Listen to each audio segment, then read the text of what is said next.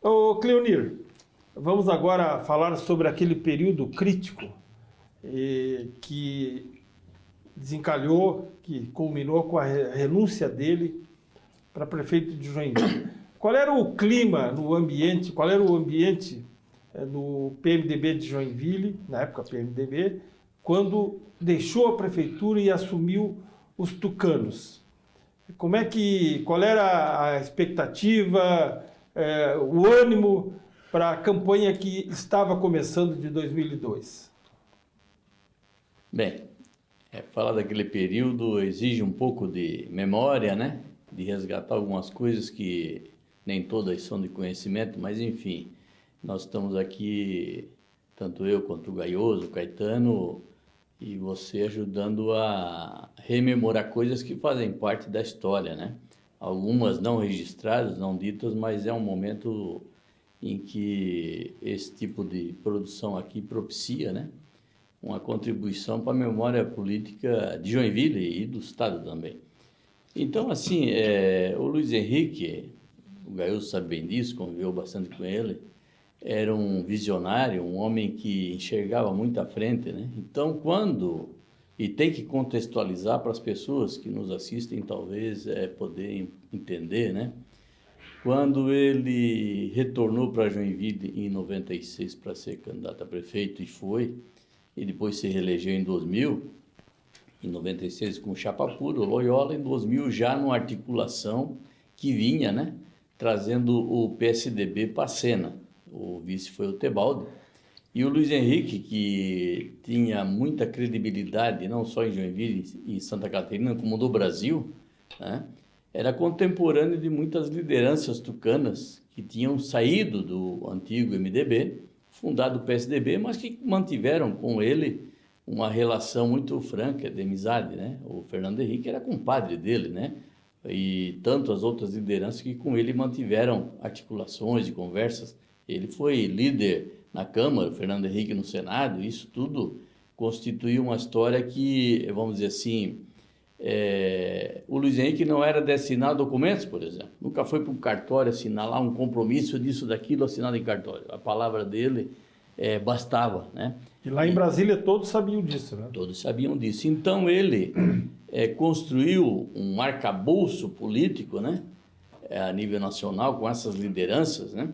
Para que em Joinville, no estado de Santa Catarina, o PSDB fosse um parceiro com a estatura que o PSDB merecia, né? E o PSDB, naquele momento, havia disputado e ganho uma eleição compondo a articulação do então governador Espiridião, né? E como o cenário era de um governo bem avaliado, apesar de que nas internas, nas correrias que fazia pelo Estado, o Luiz Henrique ouvia muitas reclamações também, porque era um governo centralizado, de beijamão, tem que ir a Florianópolis pela mão do deputado para daí chegar no governador. Então o prefeito vivia uma maratona muito terrível para poder conseguir uma obrinha lá nos confins do Estado. E o Luiz Henrique, que era o homem que aplicava a teoria dos P's, né? PPP, pele, pesquisa e pé, né? Pele porque ele sentia se estava bom ou se estava ruim. Era um especialista, tinha essa sensibilidade, né? Pesquisa porque ele era científico e se guiava também por dados científicos para poder balizar a estratégia, né? E pé porque ele não se negava. O Luiz Henrique, o Gaioso sabe também, o Veríssimo sabe, saiu algumas vezes de Joinville, 10 da noite, atravessava o estado porque alguém montou um compromisso com ele lá em Blumenau, Chapecó, Xanxerê. Ele ia no compromisso, jantava, tomava café, de manhã, às 8 da manhã, estava na prefeitura dando expediente. O Luiz Henrique era assim, uma máquina, né?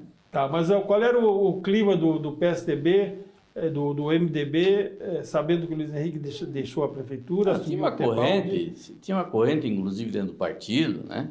Forte, que tentou demovê-lo, inclusive, da ideia da renúncia da prefeitura para concorrer ao governo, porque nós estávamos já num segundo mandato, muito bem avaliado também. O Luiz Henrique poderia ir o que quisesse mais, vamos dizer assim, o MDB ocupava 60% das posições de governo, porque na época era permitido aquelas alianças com vários partidos, coligações, e o Luiz Henrique agia de maneira muito transparente com as lideranças partidárias.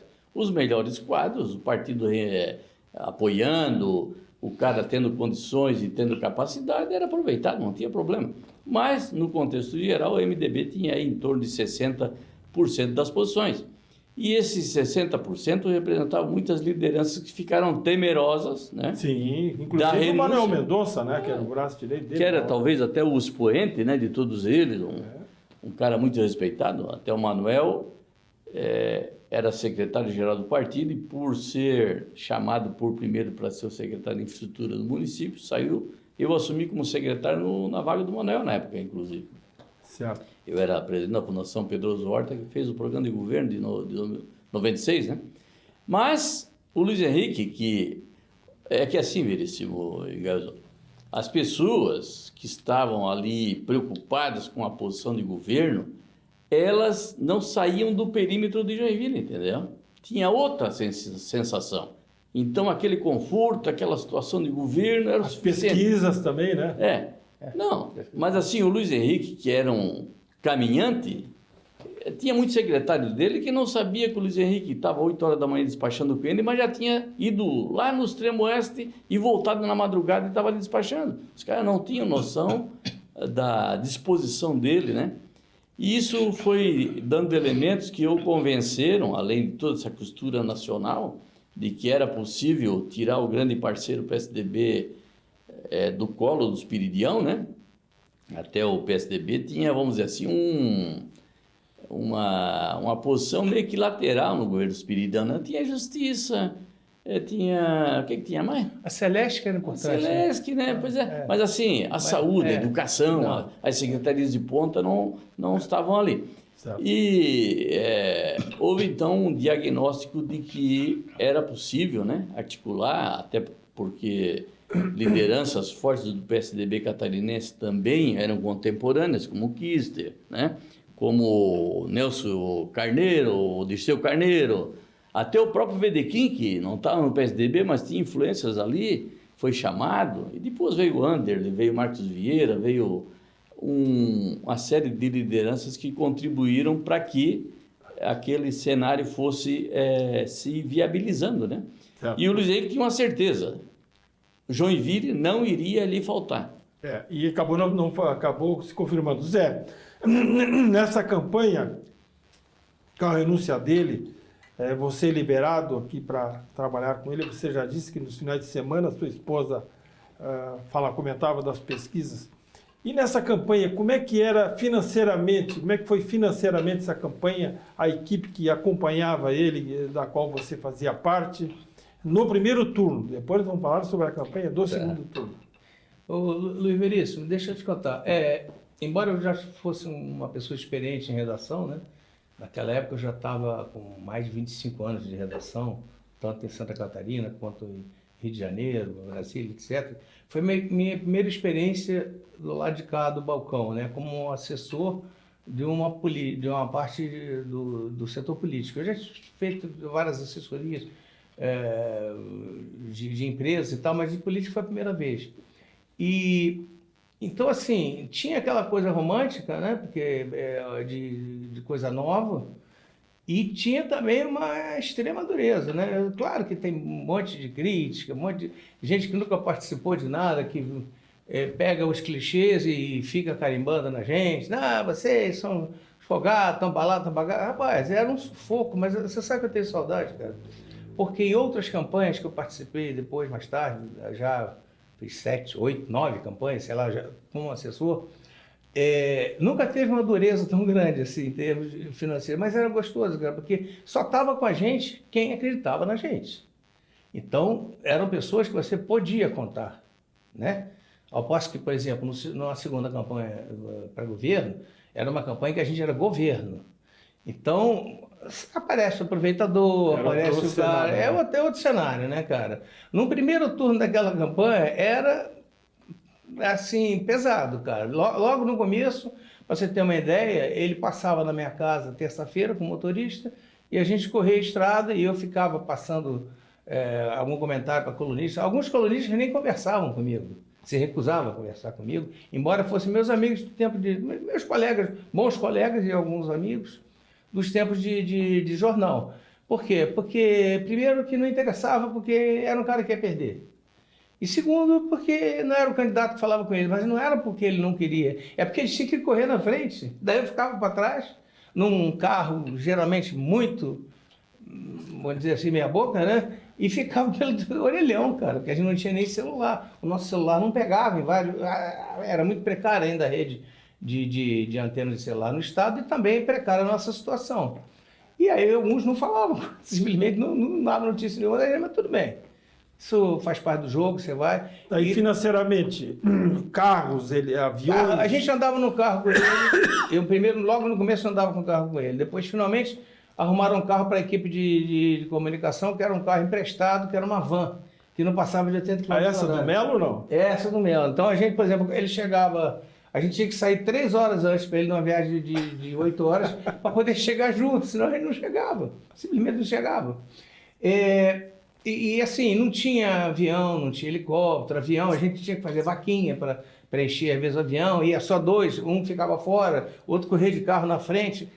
Teve situações em que ele marcava um negócio em Chapecó e outro em Lages, no outro dia de manhã, para a gente aproveitar a estrada dormindo dentro do carro e o motorista dirigindo, para não pagar o hotel.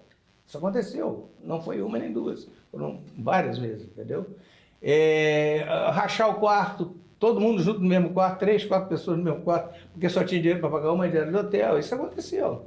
Alguém vai dizer. Agora, Zé, o Fritz já assustava naquela altura da campanha? Sim, cara, o PT no Oeste, a gente via que estava muito bem organizado, né? E ele tinha sido prefeito de Chapecó com uma boa aceitação.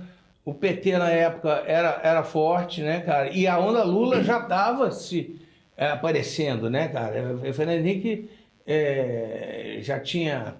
já era o segundo governo dele, né, cara? Então, ele não podia mais ser para a eleição e estava se formando a onda Lula. Era aquela onda que a gente já foi esportista, está no mar, você vê que a onda boa está vindo. A onda boa da época era o Lula, entendeu? Ela estava vindo. E o Fritz estava bem organizado o PT, a gente sabia que ia ter problema. E tinha mais um detalhe.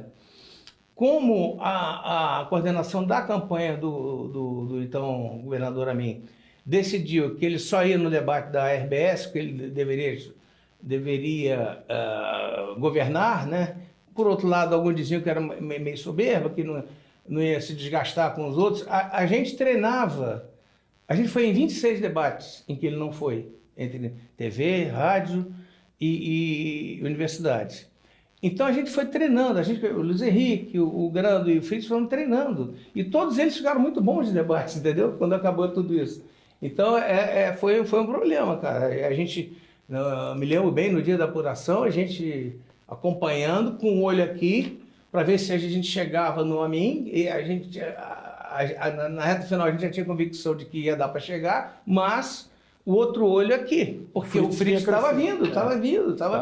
Aí já era uma onda Lula bem mais forte, né, cara? Cleonir, você participou daquela campanha da rifa de um apartamento aqui para arrecadar fundos para a campanha do Luiz Henrique no primeiro turno?